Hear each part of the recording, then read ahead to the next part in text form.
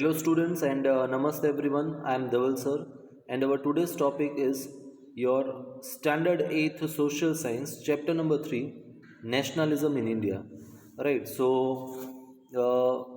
Basically in the first part of this chapter, that is in the first video, we had discussed about the different factors which give rise to nationalism, and in our today's lecture we are going to discuss uh, further the remaining part of the chapter, that is the establishment of the Indian National Congress. Okay, so by the time Sir A.O. Hume retired as the British officer, he had realized that the British Empire was not as secure as it appeared to be. Okay, so he had felt that the Britishers are not secure over India. That means their control over the Indians is decreasing. Okay, and further, he believed that if the dissatisfaction among the people of India was not taken care of, there were chances of reoccurrence of the revolts similar to the one in 1857 century. Okay, so he had actually understood that the Indian people, right, uh, they were not properly treated by the Britishers. Okay, and if this thing is not taken into consideration, okay, then again this all the people of India might revolt against the Britishers, and the Britishers might have to leave India. Okay, so that was the situation which was understood by A.O. Hume. So, in order to keep the general dissatisfaction at bay, right? So, to keep something at bay means to keep control or to control something and prevent it from causing problems. Okay, so here it is written, in order to keep the general dissatisfaction at bay, right? So it is a kind of phrase that means to keep something at bay means, as I said, to control something and prevent it from causing any kind of problems. Okay, so the Britishers thought of establishing a political organizations, right? So what this person, that is A.O. Hume, thought that if we don't want any kind of problem, then we have to establish a political organization. Okay, and we have to think about the Indian people, their needs, and we need to take care of their demands also. And if such thing is not taken into account, okay, then all the people of India, they will revolt together and remove the Britishers from India. So Viceroy Lord Dufferin agreed to his idea and supported him. Okay, so with the efforts of Alan Octavian Hume, that is A.O. Hume, Indian National Congress was established in December 1885. Okay, 1885, and the first session of the Indian National Congress was held on 28th December 1885 at Gokuldas Tejpal Sanskrit School of Mumbai, with Vyomesh Chandra Banerjee as the president. Okay, who was the president? Vyomesh Chandra Banerjee. Okay, it is Banerjee written over here, but it is Banerjee. Okay, so 72 representatives from different regions of India were present in this conference. Okay, and the main leaders present in the conference were Dadabhai Nauroji, Gopal Krishna Gokhale, Firoz Shah Mehta, then Badruddin Tayyabji, K.T. Telang, Dinsha Vacha, etc. And many problems related to the nation were discussed then. Right, you can see the picture of Indian National Congress, which was established at that time, and this was the first session of Indian National Congress. Okay, in the year 1885. Clear, everyone? Okay, so now we'll move further. Here some more information is given. In the second and the third session, right, in the first session, as we saw, there were 72 representatives, and in the second and third session, There were 432 and 607 number of members respectively. Okay. Next is Indian National Congress in the initial stages. Initial means in the beginning. So the initial activities of the Indian National Congress was moderate. That means not too harsh, not too liberal. And abided by the constitution. That means they followed the constitution, rules and regulations. Okay. It included putting up demands for more political rights, economic and social growth, and development of education. Okay, so these were the demands which were kept by the Indians against the Britishers. So, among other demands, inculcation of more Indians in government services. Right, in the earlier chapters, we have seen that the Indians were not given any kind of promotion, or they were not given good posting in the government jobs. Okay, so demand for that was kept, right? Then a reduction of expenditure on military and other administrative departments, debt relief to farmers. So we had seen the situation of the peasants, that is the farmers, was very extreme because they were totally dependent on rainfall, and they did not have any kind of irrigation facilities, and if due to failure of rainfall, even they had a failure of crops, but then too they were forced to pay the taxes. So this was absolutely wrong thing. Okay. So revival of the cottage industries, we had seen that due to the British textile industry, our Indian cottage industry got collapsed. Okay. So there was a need or demand for the revival of those industries, right, to bring them to life again, so that the people of India can get job and proper earnings or money for their livelihood. Okay. Further, however, the Britishers, they turned down these demands. That means they did not accept these demands, and the demands laid down a strong foundation for the further or the future struggle. Right, as the Britishers, they did not accept the demand of the Indians. Uh, they felt a strong urge or desire that now, whatever the situation is there, they will fight against the Britishers for their demands. Okay. The Indian National Congress passed many resolutions, such as the expansion of the legislative councils and keep at least 50% elected representatives in it at the central and regional level. Right, so we knew, or we know, that the maximum the legislatives or the members were the Britishers, and the Indians were not given much power. Okay.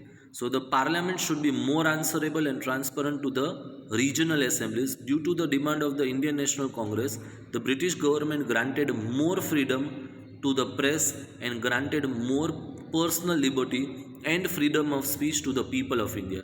So as I said before that, the Indians were not given proper freedom, but due to the demand of Indian National Congress, they got all this freedom. That is freedom of speech, freedom of press. Okay, fine. Further, the Indian National Congress inspired many educated youths and fostered nationalism in the educated class. Right. So, fostered nationalism means, that means they were encouraged. Okay. And they were so much motivated that a feeling of nationalism arose in them. Okay. Further, as a result, many capable and potential leaders joined this organization. Next is policy of divide and rule. Okay, so we all have heard about this policy of divide and rule of Britishers. So what happened and how? The initial support by the British government to the Indian National Congress soon turned into hostility. Hostility means they became unfriendly. In the beginning of Indian National Congress, they started accepting the demands or the needs of the Indian people, but later on they started denying. They said no. Okay, whatever the Indians demanded, they strictly said no. That means they became unfriendly. Okay, and they were against the Indian people. So the British government officials used to attend the sessions of the Indian National Congress, but Later on, the government banned the practice. That means the British government, they stopped the practice, okay, in which the Britishers, they attended the parliament, that is the Indian National Congress meeting, okay. Governor General Lord Curzon took certain steps against the interest of the national integrity. National integrity means national unity.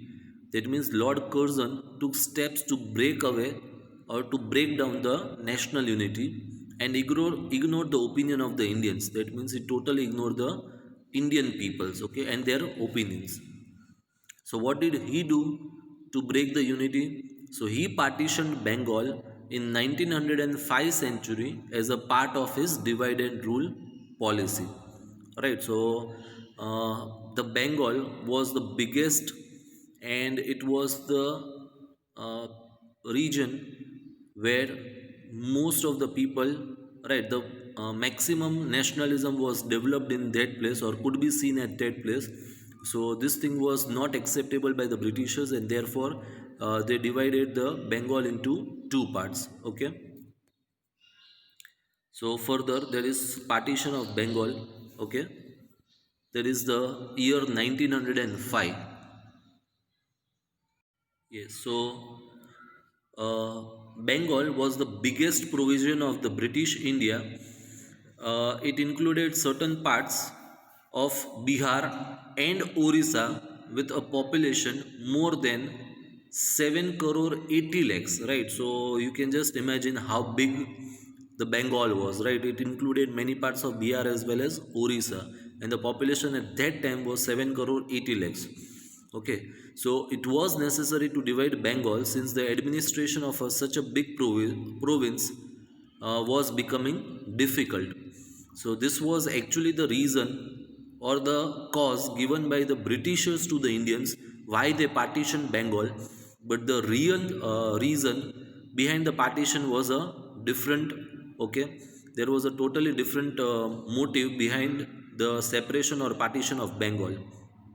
Right. So what happened? That is, it was this. What actually they could have done is they should have removed Bihar and Orissa from Bengal to make it under control, but they did not do that. Instead, what did they do?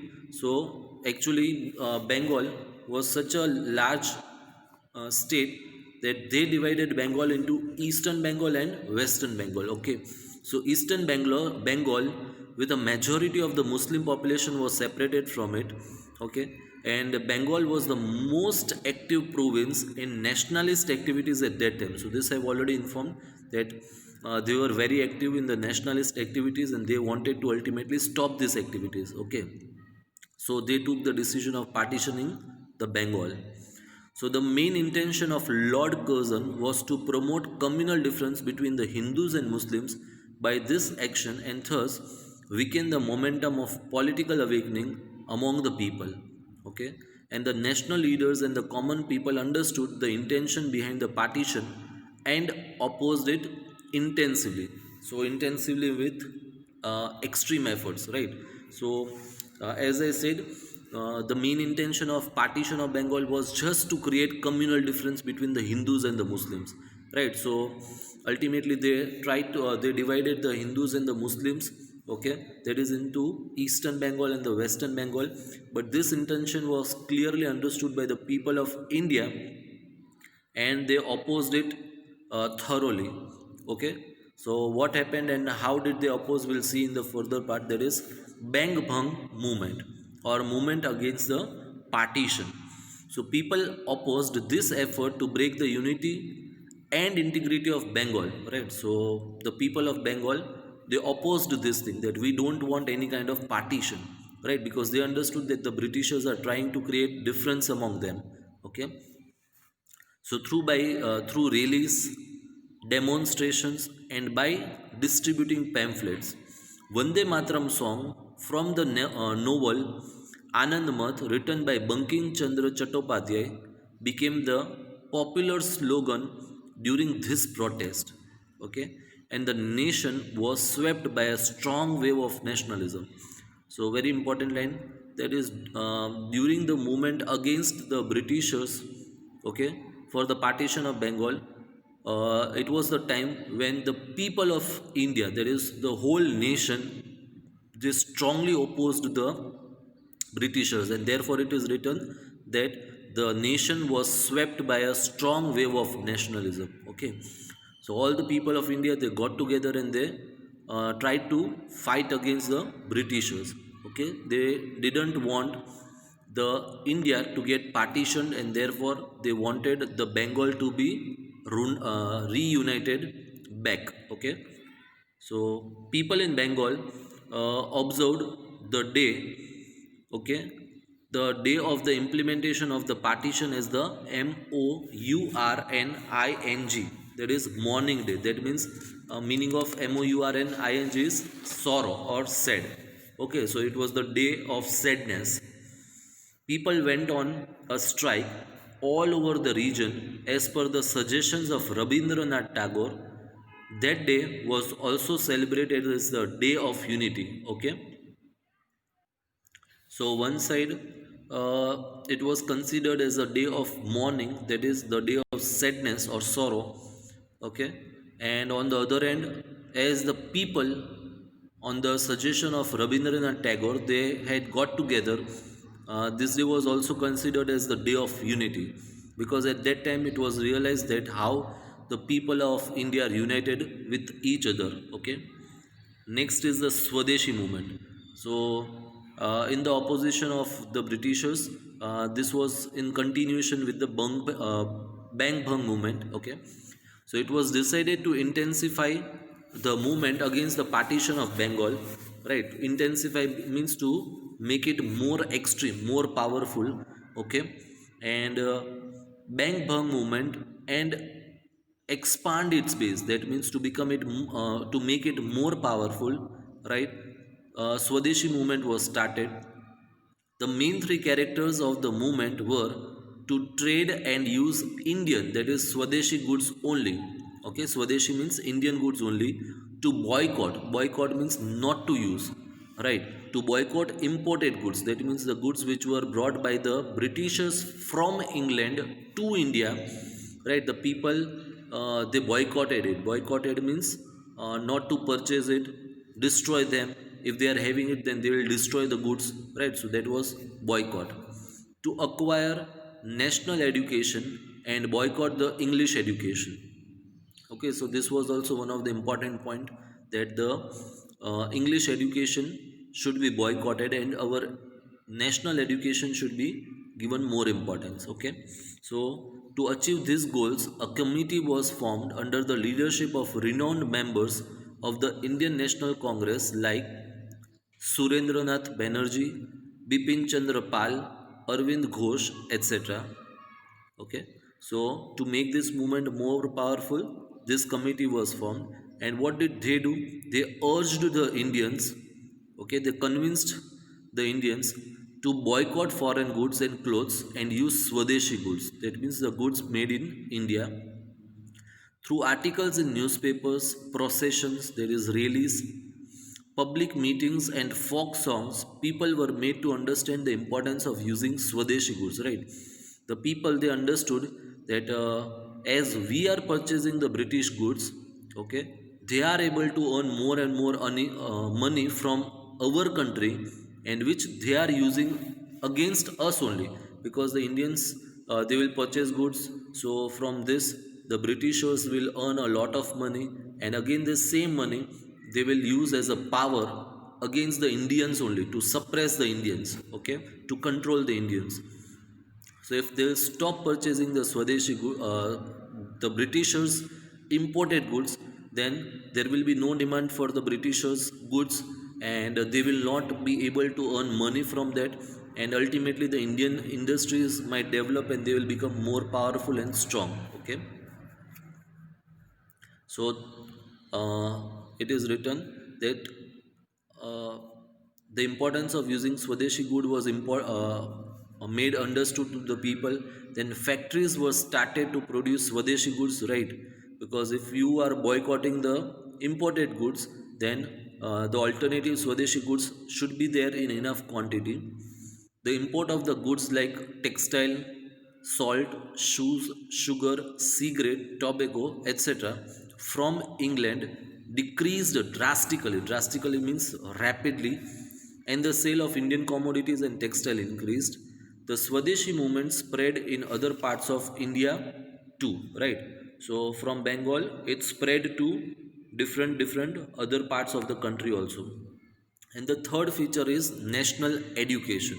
So what happened during this time is that is the third feature associated with the Swadeshi or the boycott movement was the national education, right? So this point also we already saw that the English education should be stopped and the people should adopt more towards the national education. Okay, so students took an active part in the Bang Bhang movement. As a result, many punitive actions, punitive means penalizing, punishment.